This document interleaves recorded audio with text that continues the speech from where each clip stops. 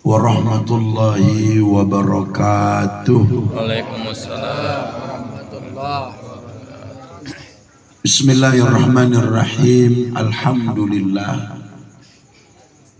Wassalatu wassalamu ala Rasulillah Sayyidina Muhammadin ibni Abdillah wa ala alihi wa sahbihi wa man tabi'ahu wa wala.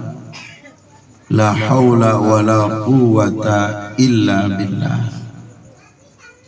Amma ba'du fa ya ibadallah, usikum wa nafsi bitaqwallah wa ta'atihi la'allakum turhamun. Ahibba'il kiram, para asatid, guru-guru kita tercinta,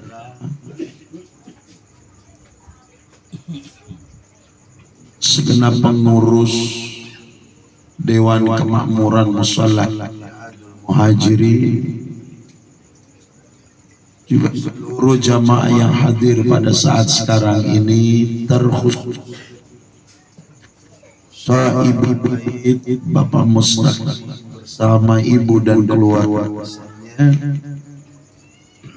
yang mudah-mudahan atas wasilah kita berkumpul bersama, tawasul, kita bertahlil, bertahmid, sekaligus berselawat kepada Rasulullah Sallallahu Alaihi Wasallam. Mudah-mudahan menjadi wasilah putra daripada Sahibul Bait Bapak Mustaq. Proses khitannya alhamdulillah lancar, dan semoga putranya sahih ibad Allah menjadi anak yang saleh, anak membawa berkah, dan anak yang menyelamatkan kedua orang tuanya dunia.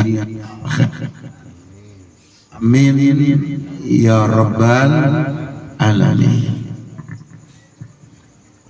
Bapak sekalian, ada dua amanah Allah yang dititip kepada Nabi Muhammad Sallallahu Alaihi Wasallam. Yang amanah ini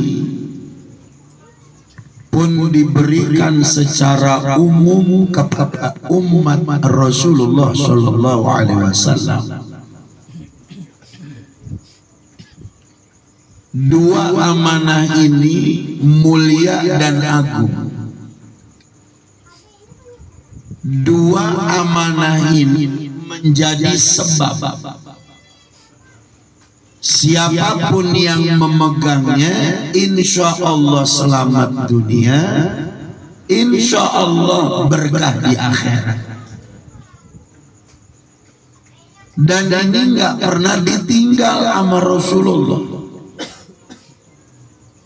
Dua sikap itu, satu sabar, dua syukur. Asy-Syaikh Muhammad Nawawi Al-Bantani, pensyarah kitab daripada Al-Imam Ibnu Hajar Al-Asqalani, beliau si judul Nasaihul Ibad. Beliau kutip kata-kata para ulama, as-sabru habsun nafsi. Bersikap sabar itu adalah sejatinya menahan diri. Kayak kita pengen makan kagak enak dengerin ceramah, ya, bukain kacang berisik, kudu sabar itu, ya kan? Kudu sabar. Baca maulid dikirain kita bentaran, rada lama, pantat rada kesemutan. Ya sabar gitu. Jadi di setiap keadaan yang kita hadapin di dunia ini, sabar itu mesti ada. Kita ini kan rata-rata yang kumpul orang-orang yang awet tua. Ini kalau saya lihat kan rata-rata umur di atas kocap, iya kan? Ini kayak Ustadz Haji Zain ketemu sama saya zaman baheula, sekarang udah pada putih ini semua, sampai kumisnya pada putih. Masya Allah, sabar kita, Masya Allah. Apapun kondisi dan keadaannya, sikap sabar itu harus ada. Makanya hadiahnya nggak kaleng-kaleng. Allah nyatakan di dalam Al-Quran, diabadikan, faqala ta'ala bismillahirrahmanirrahim, innama yuwaffas sabiruna ajra'um bighairi hisab. Sungguh orang-orang yang bersabar, dia dapat hadiah langsung dari Allah Subhanahu wa ta'ala, pahala yang besar, kebaikan yang besar, bighairi hisab, tanpa terhisab. Artinya banyak kagak kehitung. Mudah-mudahan yang hadir malam ini orang-orang sabar semuanya. Kira-kira ceramah sampai jam 12 sabar apa enggaknya? Rada nyesek sedikit gitu. Jam 10 dah. Gitu. Cuman ada baiknya. Kayak dulu. Itu Nabi Yusuf. Kan itu Nabi paling ganteng dia. Nggak ada di alam semesta ini Nabi yang paling ganteng ditampakin sama Allah melebihi Nabi Yusuf. Walaupun riwayat yang paling kuat Nabi paling ganteng itu Rasulullah, tapi Rasulullah kegantengannya nggak ditampakin nama Allah. Karena wajah Rasulullah terdapat nur. Siapapun yang memandang wajah Rasulullah nggak ada yang kuat. Maka sahabat yang paling sering wajah Nabi dilihat itu paling kuat Sayyidina Abu Bakar Siddiq, Sayyidina Ibni Abdul Talib, Sayyidina Umar bin Khattab. Itu pun sewaktu-waktu. Sisanya sahabat-sahabat yang lain kalau Nabi ngomong semuanya pada nunduk.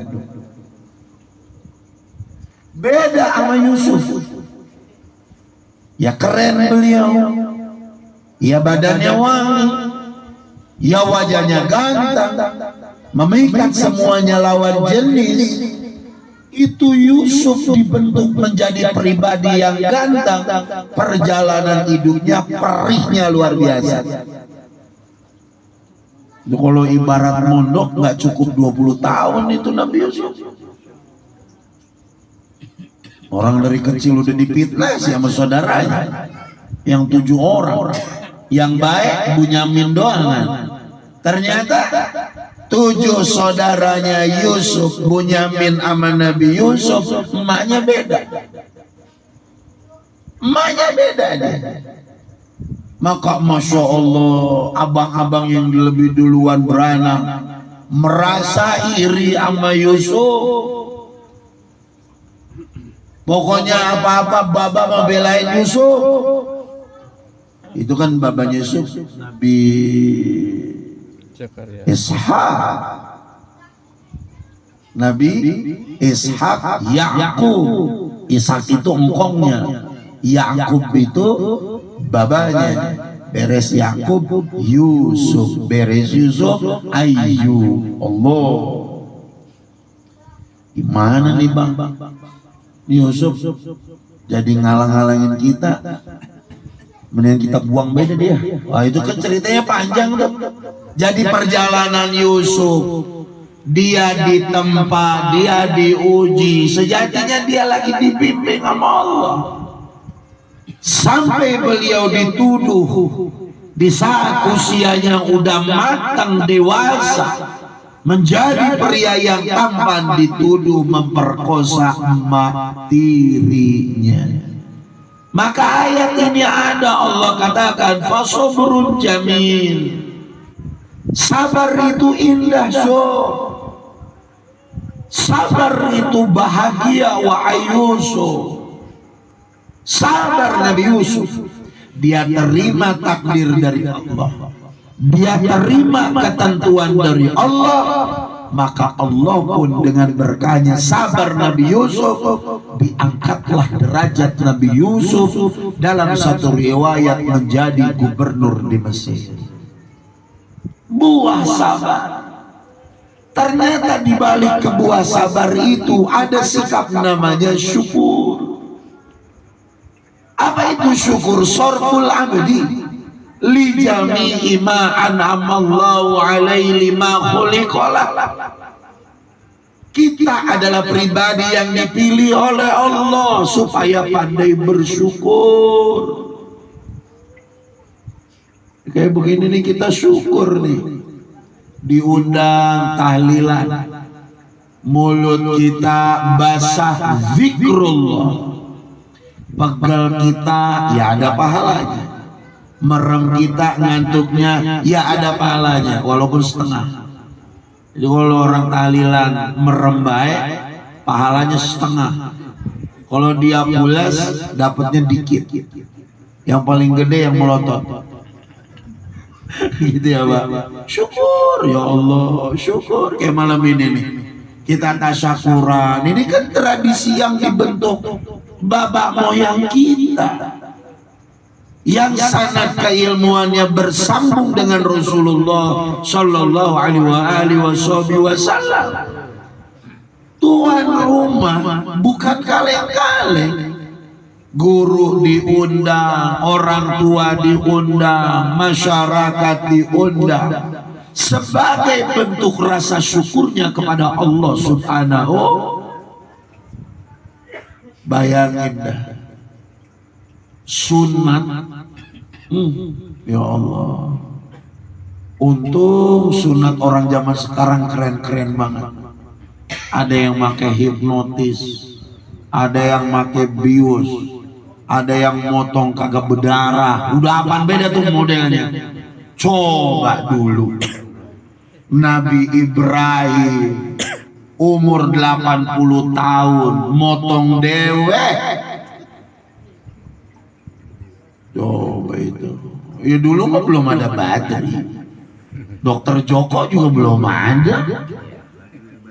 Ya, nggak ada. Itu saya ingat banget dulu lagi di Menes, Pandeglang itu anak kiai kalau lagi disunatin, Allah.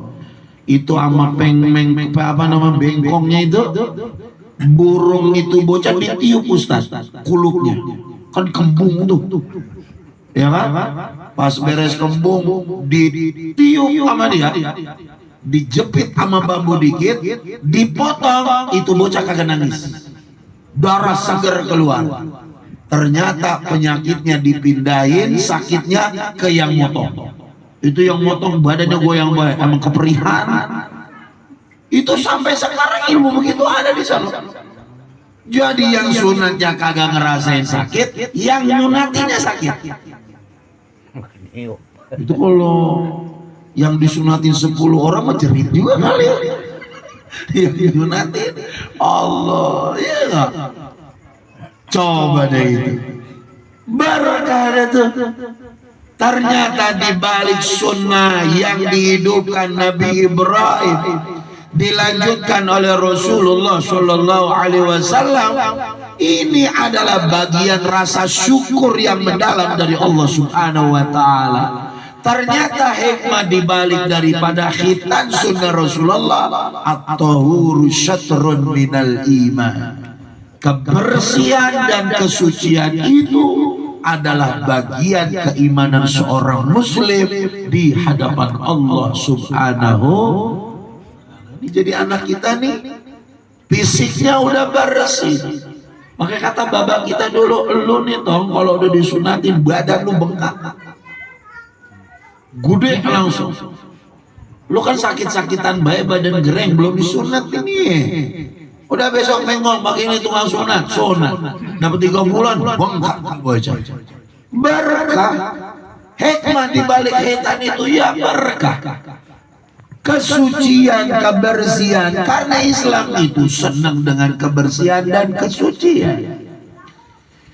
Maka Imam Abdullah bin Alawi Al-Haddad di dalam kitabnya beliau katakan, wa alaika biluzumin nadhafati dhahiran wa batinan. Saudaraku muslim, kita nih biasain terus menerus, jagalah kebersihan, jagalah kesucian yang berkaitan zahir dan batin kita. Kalau kita kentut, ya buruan wudhu. Kalau kita batal, ya buruan bersuci. Zahiran kita bersih. Mata kita dibersihin dari dosa. Kuping kita dibersihin dari dosa. Mulut kita dibersihin dari dosa. Syariatnya berwudu.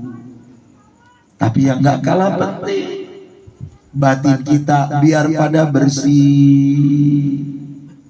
Jangan sampai kotor. Nggak boleh musuhan, nggak boleh ada kedengkian, nggak boleh ada kecurigaan, nggak boleh ada rasa sakit hati. Maka yang menjadi problem orang pada saat ini karena faktor tidak mengelola kondisi hati yang mestinya dibersihin dari berbagai macam penyakit yang menjadi penghalang antara diri dia kepada Allah, yang dia kira dengan sholatnya dia dekat sama Allah, yang dia kira bacaan Qur'annya menjadi sebab dekat dengan Allah.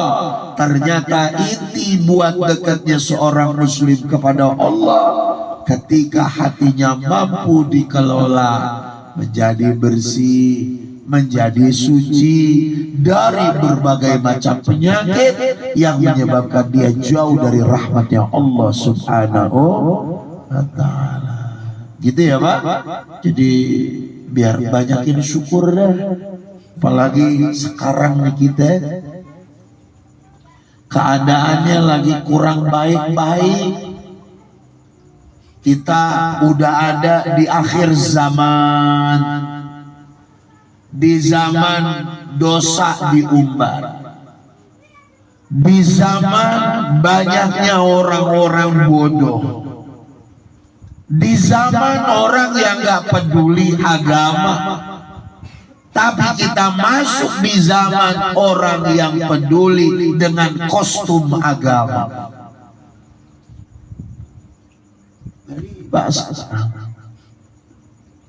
Maka banyak-banyaklah kita berlindung kepada Allah Subhanahu. Kita udah nggak bisa kita nuntut orang-orang seneng sama kita. Emang kita siapa? Orang itu nggak mungkin semua seneng sama kita. Orang itu nggak mungkin semua benci sama kita. Tapi orang itu ada yang senang sama kita, ada yang gak suka sama kita. Maka kata Rasulullah, termasuk ciri daripada akhir zaman, hubbul madahi bughdudz dzambi. Seorang muslim senang disanjung, senang dipuji, senang dialap ketika dirinya terdapat sebuah kesalahan, yang melakukan kesalahan syariat di dalam Islam, ditegur nggak terima, ditegurin, diingetin nggak nerima. Dia berprasangka orang yang negur dia adalah orang yang nggak suka sama dia. A'udzubillah min dzalik. Maka jangan jauh-jauh dah sama guru ngaji, majelis taklim kan banyak, ya kan? Nggak usah kita hidup, nggak usah bingung. Ini kayak saya lihat bapak-bapak ini, bapak-bapak ini hidupnya lebih banyak seriusnya. kebanding sama bercandanya. Jangan kebangetan serius, sama tua lebih cepat. Ya gak? Saya tadi sore pada asar ceramah. Kalau ada yang nanya bilang begini, terus resep berumah tangga Rasulullah bagaimana Ustaz? Saya bilang berumah tangga itu resep Nabi enggak susah. Nabi itu 70% sama bininya bercanda, 30% serius. Ini kalau udah masuk rumah tegang. Tahu berapa watt? Iya kan? Ada bawain tensi darah jangan sampai naik. Kan pada puyeng baik urusannya. Ini kita emang dibikin puyeng urusan apa? Dunia lah. Bapak mau nerima kagak nerima, yang kita puyeng itu urusan dunia. Yang lebih berbahaya lagi, puyeng urusan ama yang beluman terjadi. Kondangan besok, puyengnya sekarang. Aduh, duit kagak ada lagi. Kondangan makan udah puyeng baik. Tapi kalau orang polanya bagus diatur, dia punya sujud, dia punya bacaan Quran, dia punya bacaan sholawat. Itu kata Abu Yaman Fasir, seluruh amal soleh yang dilakuin oleh orang-orang Muslim itu menjadi sebab tertariknya rezeki dari Allah Subhanahu wa Ta'ala. Kan asik jadi orang Islam. Ya Allah, besok kondangan banyak ini ya Allah. Duit begininya ini ya Allah, mudahin semua urusan buat saya ya Allah. Beres. Terus disautin, toto besok kagak ada juga. Ya itu nasib teman-teman. Iya kan? Lah, maka Allah bilang kita, wa may yattaqillaha yaj'al lahu makhraja wa yarzuqhu min haitsu la yahtasib qad ja'alallahu li kulli syai'in qadara. Ini kita semua punya kadar. Semua kebutuhan kita dipenuhi nama Allah sesuai kadar kebutuhan kita kepada Allah. Wah ini bulan butuhnya sekian, Allah kasih sekian. Ini bulan butuhnya sekian, Allah kasih sekian.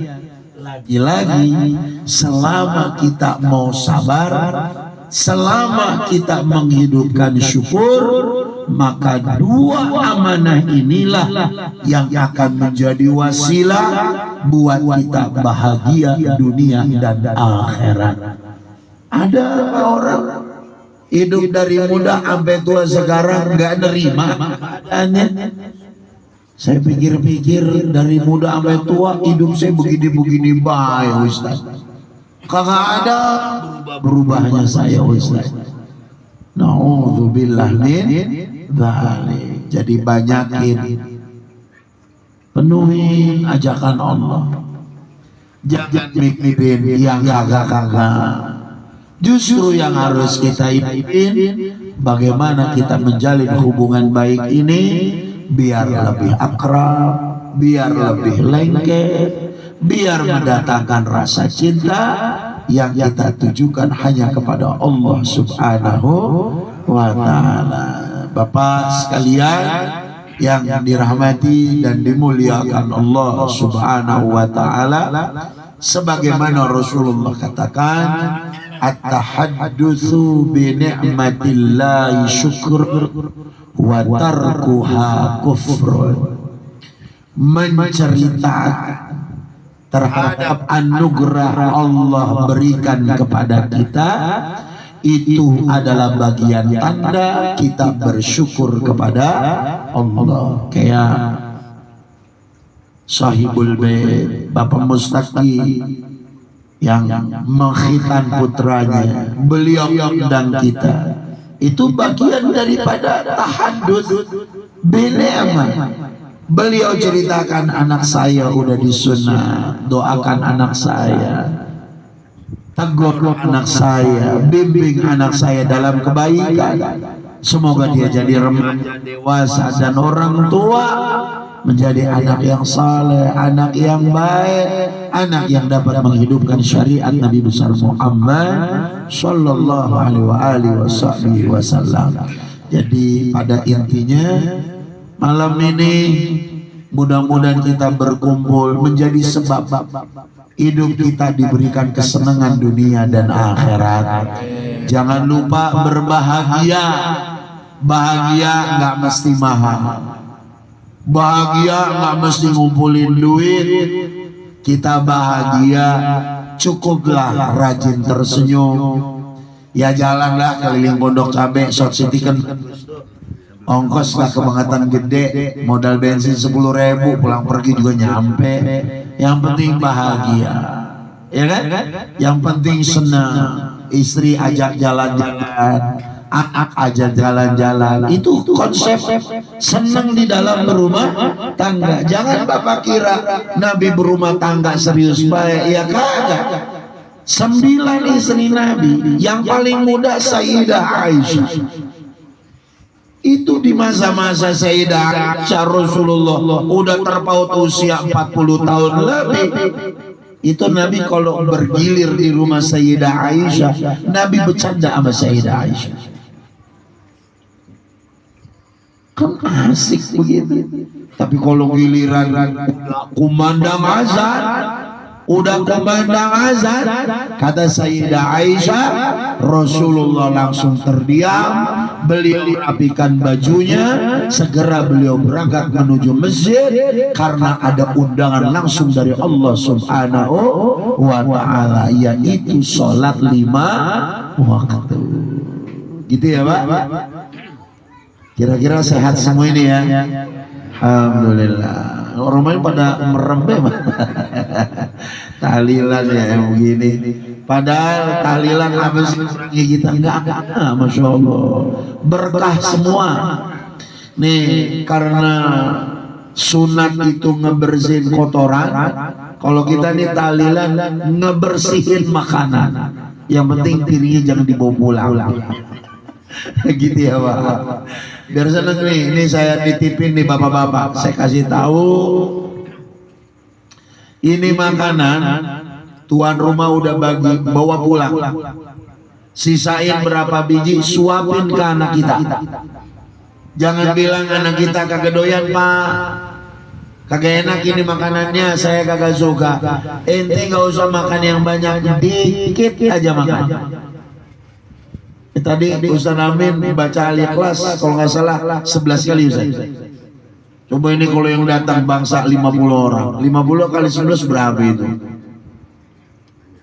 Udah banyak itu ya.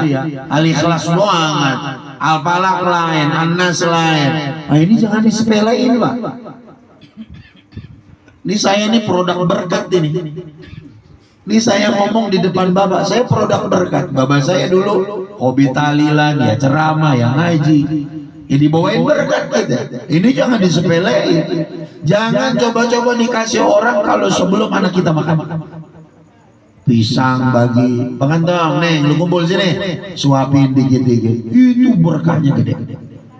Tapi kalau anak pengen pintar, suruh ngaji. Jangan keseringan diajakin tahlil. Badannya bengkak kagak bisa ngaji karena berkah, kebanyakan makan berkat.